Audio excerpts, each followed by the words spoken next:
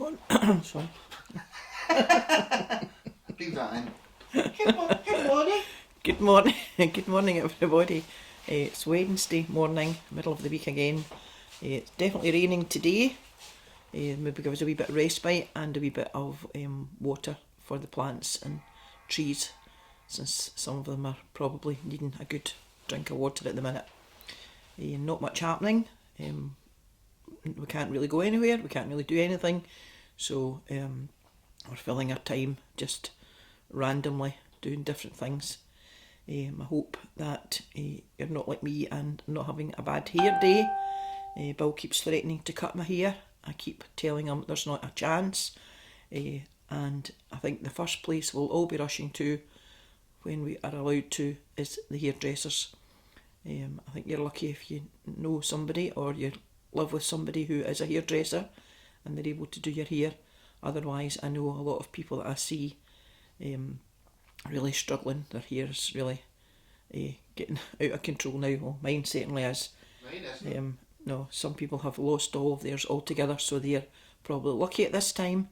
But wait till it comes to the winter and their heads are freezing and we're all okay. I've got a friend who's got her hair on top of her head with a elastic, and she's calling herself Pineapple Head because she thinks it looks like the top of a pineapple. So I think we're all really struggling and hope the hairdressers get the go ahead soon. I can't see it myself right enough, but that'll be the first place we will all be rushing to, I think, when we get the opportunity. I think we'll be knocking people out the way to get a place in the queue. Apart from that, Wednesday, West Kirk Weekly tonight.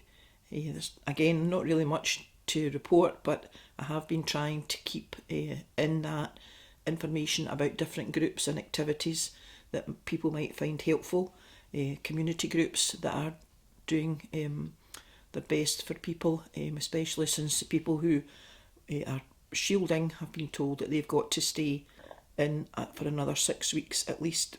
So just keeping the information there for people, and I know that they're very willing to help out anybody in any situation if you haven't got other people who already are doing that job for you, or even if you have and you think you're just going to give them a wee break and get somebody else to do something for you. So West Kirk Weekly tonight. I hope everybody's doing okay, and we'll just go on with the story of Joseph. So today I'm going to read Genesis chapter 39, and this is a chapter entitled Joseph and Potiphar's Wife. Now the Ishmaelites had taken Joseph to Egypt and sold him to Potiphar, one of the king's officers, who was the captain of the palace guard. The Lord was with Joseph and made him successful. He lived in the house of his Egyptian master, who saw that the Lord was with Joseph and had made him successful in everything he did. Potiphar was pleased with him and made him his personal servant, so he put him in charge of his house and everything he owned. From then on, because of Joseph, the Lord blessed the household of the Egyptian and everything that he had in his house and in his fields.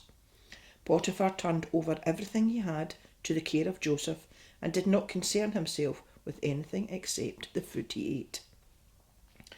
Joseph was well built and good looking, and after a while his master's wife began to desire Joseph and asked him to go to bed with her. He refused and said to her, "Look, my master does not have to concern himself with anything in the house because I am here. He has put me in charge of everything he has. I have as much authority in this house as he has, and he has not kept back anything from me except you. How then could I do such an immoral thing and sin against God?" Although she asked Joseph day after day, he would not go to bed with her. But one day when Joseph went into the house to do his work, none of the house servants were there. She caught him by his robe and said, "Come to bed with me," but he escaped and ran outside, leaving his robe in her hand. When she saw that he'd left his robe and had run out of the house, she called to her house servants and said, "Look at this! This Hebrew that my husband brought to the house is insulting us." When he heard me scream, he ran outside, leaving his robe beside me. She kept his robe with her until Joseph's master came home. Then she told him the same story. That Hebrew slave that you brought here came into my room and insulted me. But when I screamed, he ran outside, leaving his robe beside me. Joseph's master was furious and had Joseph arrested and put in the prison where the king's prisoners were kept, and there he stayed. But the Lord was with Joseph and blessed him, so that the jailer was pleased with him. He put Joseph in charge of all the other prisoners and made him responsible for everything that was done in the prison.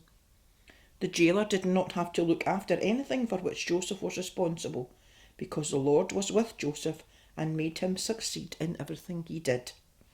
Amen, and God bless this reading from Genesis chapter 39. So look after yourselves, everybody. Don't forget anything that you're looking for, anything you need, any information you need. Just give us a wee ring and we'll soon put you right or help you out or whatever.